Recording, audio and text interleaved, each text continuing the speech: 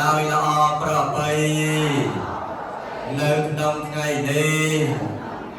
សូមឲ្យបានសម្រេចនៅប្រយោជន៍គ្រប់ប្រការដល់មាតាបិតាជីដូនជីតានិងញាតិកាគ្រប់សន្តានបន្តទៅមុខសូមឲ្យមានឲ្យដល់ឯកឧត្តមនៃអង្គការលោកជំទាវទាំងអស់ជាម្ចាស់ទានឲ្យលោកអ្នកបានសុខអង្គការនមោទនីញាតិញោមជើញបាទលើកដៃបណ្ដោះដើម្បីបាទ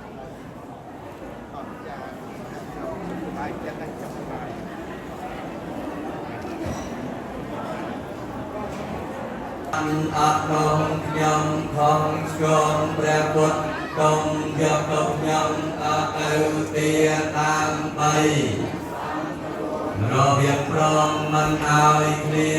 ការទៅអងកម្មណាអាក្រក់លើព្រះធម៌ពិនដោយកាយវាចាចិត្តទៅចារឹងយកទៅខ្ញុំដល់ទៅវា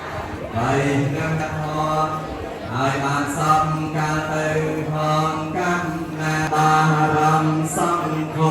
សំព្រះសង្ឃវាសូមជួបព្រះសង្ឃទៀតឲ្យបានសំការទៅអងសុខផលនៃចិត្តហើយជ្រះតាមដំ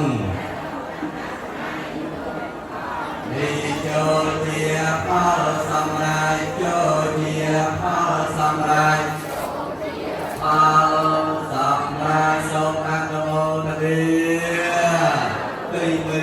ព្រោះផាប់ពលឺបើតែជាភ្លឺក៏មានតែសូរិយាស័ក្តិបាក់លោកក៏មានព្រោះមានមោតាបើមានបានស្ដាប់